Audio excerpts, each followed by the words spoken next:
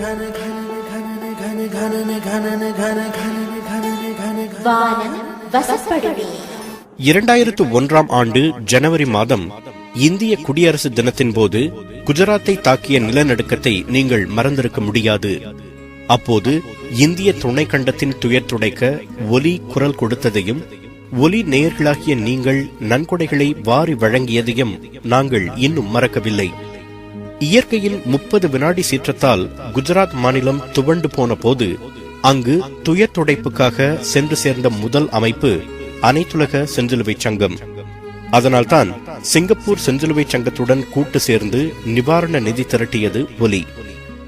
அந்த குஜராத் பூகம்பத்துக்கு மட்டுமல்ல, உலகின் பெரும்பாலான பகுதிகளில் இயற்கையும் செயற்கையும் துயரங்களை விளைவிக்கும் போது ஓடோடி சென்று உதவிக்கரம் நீட்டும் ஓர் உன்னத அமைப்புதான் செஞ்சிலுவை சங்கம்.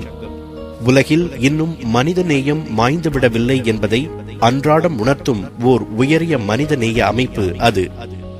அந்த அற்புத அமைப்பை உலகுக்கு தந்தவரின் பெயர் ஜீன் ஹென்றி டுனாண்ட். செல்வந்தராக பிறந்து செஞ்சிலுவை சங்கத்திற்காக சொத்தையெல்லாம் செலவழித்து இறுதியில் ஏழ்மையில் இறந்து போன அந்த உன்னத மனிதரின் கதையை தெரிந்து கொள்வோம். 1828 மே மாதம் 8 சுவிட்சர்லாந்தில் ஒரு பணக்கார குடும்பத்தில் பிறந்தார் டுனாண்ட்.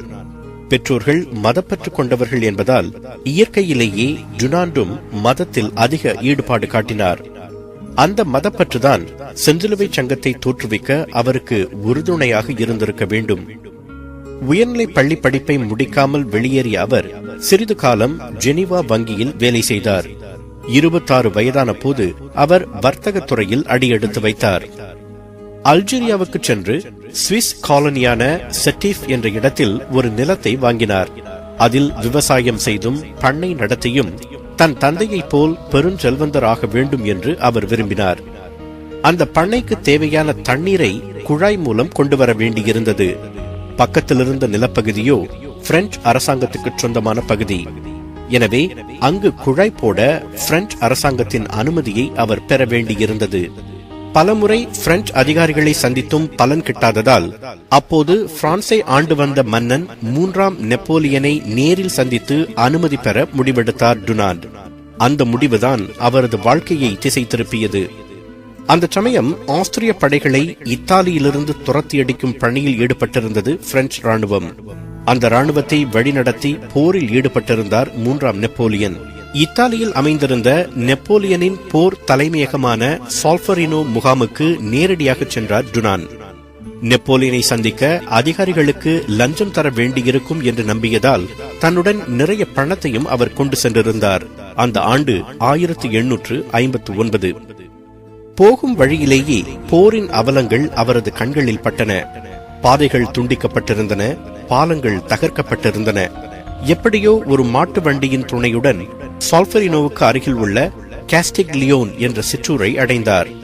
அந்த ஊரிலிருந்த ஒரு மலை உச்சியிலிருந்து அவர் கண்ட காட்சிகள் அவரை கலங்கடித்தன. 19ஆம் நூற்றாண்டின் மிக மூர்க்கமான போர்களில் ஒன்றை அவர் நேரடியாக கண்ணுற்றார். போர்க்களத்தில் 10,000 பேர் மடிந்தனர். 15,000 வீரர்கள் படுகாயமடைந்து உயிருக்கு போராடி கொண்டிருந்தனர். அந்த அவலத்தை கண்ட டுனாண்டுக்கு வந்த வேலை மறந்து போனது. மனித நேயம் பீரிட்டெழுந்தது. காயமடைந்த வீரர்களில் சுமார் 500 பேர் அந்த சிற்றூரில் இருந்த தேவாலயத்துக்கு கொண்டு வரப்பட்டனர். அங்கு விரைந்த டுனாண்ட் எந்த மருத்துவ அனுபவமும் இல்லாதிருந்தும் கூட காயங்களை தண்ணீரால் சுத்தம் செய்ய தொடங்கினார். அந்த ஊரில் இருந்த 2 மருத்துவர்களை அழைத்து மருத்துவம் செய்ய சொன்னார். இறக்கும் தருவாயில் இருந்த வீரர்கள் கூறிய விவரங்களை எழுதி வைத்துக் கொண்டு அந்தந்த குடும்பங்களுக்கு செய்திகளை அனுப்ப ஏற்பாடு செய்தார். லஞ்சம் கொடுப்பதற்காக தான் கொண்டு வந்திருந்த பணத்தை வைத்து உணவை வரவழைத்தார். இன்னும் கூடுதல் மருத்துவர்களை அழைத்து வந்து அவர்களுக்கு பணம் கொடுத்தார். 1 மாதம் அங்கேயே தங்கி வீரர்களை கவனித்தார் டுனாண்ட். இறுதியில் 100 வீரர்கள் மடிந்தனர். 400 வீரர்கள் அவரது முயற்சியால் குணமடைந்து இல்லம் திரும்பினர். பின்னர் சுவிட்சர்லாந்து திரும்பிய டுனாண்டுக்கு தன்னுடைய அல்ஜீரிய பண்ணை பற்றி முற்றிலும் மறந்து போனது. இரவு பகலாக போர் காட்சிகளே அவர் கண்முன் தோன்றின. எத்தனை போர்க்களங்களில் எத்தனை வீரர்கள் கவனிப்பின்றி இறந்திருப்பார்கள் என்று எண்ணி எண்ணி கலங்கினார். இனி எதிர்காலத்தில் உலகின் எந்த மூலையில் போர் நிகழ்ந்தாலும் அதில் காயம்படும் வீரர்களுக்கு முதலுதவி வழங்கி அவர்களின் உயிரை காப்பாற்ற ஓர் அனைத்துலக அமைப்பை உருவாக்க வேண்டும் என்ற பொறி அவர் மனத்தில் பட்டது. போரில் தான் கண்ட காட்சிகளையும் பெற்ற அனுபவங்களையும் சால்ஃபரினோ நினைவுகள் என்ற நூலாக எழுதினார். போரில் காயமடையும் எந்த தரப்பு வீரருக்கும் பாகுபாடின்றி மருத்துவ சிகிச்சை வழங்கப்பட வேண்டும். அவர்களுக்கு சிகிச்சை அளிக்க மருத்துவர்களும் தாதியர்களும் தங்கு தடையின்றி அனுமதிக்கப்பட வேண்டும். போர்க்காலத்தின் போது உதவ பொதுமக்களுக்கு பயிற்சி அளிக்கப்பட வேண்டும். அப்படிப்பட்ட திட்டத்திற்கு உலக நாடுகள் அனைத்தும் ஒத்துழைக்க வேண்டும் என்றும் அந்த நூலில் அவர் கோரிக்கை விடுத்திருந்தார். சொந்த செலவில் அவர் அச்சிட்டு வெளியிட்ட அந்த நூலின் முதல் 2 பதிப்புகள் விரைவாக விற்று தேர்ந்தன. அதனால் ஊக்கம் பெற்ற டுனாண்ட் அடுத்த பதிப்பில் தனது கோரிக்கையை விரிவுபடுத்தினார். அதன்படி போர்களின் போது மட்டுமின்றி எந்த ஒரு நாட்டில் வெள்ளம், புயல், நிலநடுக்கம், தீ போன்ற இயற்கை சீற்றங்கள் நிகழ்ந்தாலும் அங்கு நேரடியாக நிவாரணப் பணிகள் மேற்கொள்ளப்பட வேண்டும். அதற்கு அனைத்துலக அமைப்பு ஒன்றை உருவாக்க வேண்டும் என்று தனது எண்ணத்தை வெளியிட்டார்.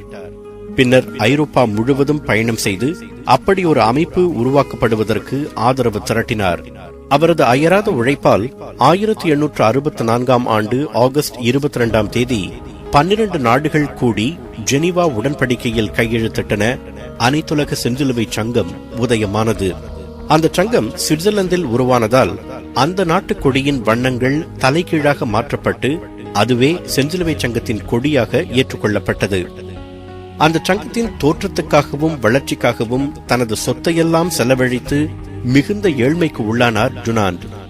உலகிற்கு மிகப்பெரிய அமைப்பை உருவாக்கி கொடுத்தும் அவரிடம் பணம் இல்லாமல் போனதால் உலகம் அவரை ஒட்டுமொத்தமாக மறந்து போனது. பல சமயங்களில் அடுத்த வேளை உணவு கூட இல்லாமல் அவர் சிரமப்பட்டதாக சில குறிப்புகள் கூறுகின்றன. சுமார் 30 ஆண்டுகள் ஒதுங்கியே வாழ்ந்த அவரை 1895ஆம் ஆண்டு அடையாளம் கண்டு உலகிற்கு அறிவித்தார் ஒரு பத்திரிகையாளர். அதன் பிறகு 1901ஆம் ஆண்டு அமைதிக்கான நோபல் பரிசு அவருக்கு வழங்கப்பட்டது. ஏழ்மையில் இருந்தபோது கூட அவர் நோபல் பரிசு தொகையை பயன்படுத்தவில்லை. தம் மரணத்திற்கு பிறகு அந்த தொகையில் ஒரு பாதியை சுவிட்சர்லாந்து ஏழைகளுக்கும் மறுபாதியை நார்வே ஏழைகளுக்கும் உதவ ஓர் அறக்கட்டளையை உருவாக்கினார். கடைசி வரை பிறர் நலனையே விரும்பிய அந்த உன்னத மனிதரின் உயிர் 1910ஆம் ஆண்டு அக்டோபர் 30ஆம் தேதி அவரது 82வது வயதில் பிரிந்தது. இன்று செஞ்சிலுவை சங்கம் இல்லாத நாடு இல்லை என்று சொல்லும் அளவுக்கு அந்த அமைப்பு உலகம் முழுவதும் விரிவடைந்திருக்கிறது.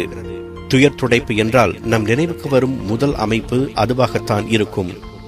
ஆண்டுதோறும் டுனாண்டின் பிறந்த தினமான மே 8ஆம் தேதி செஞ்சிலுவை சங்க தினமாக கொண்டாடப்படுகிறது.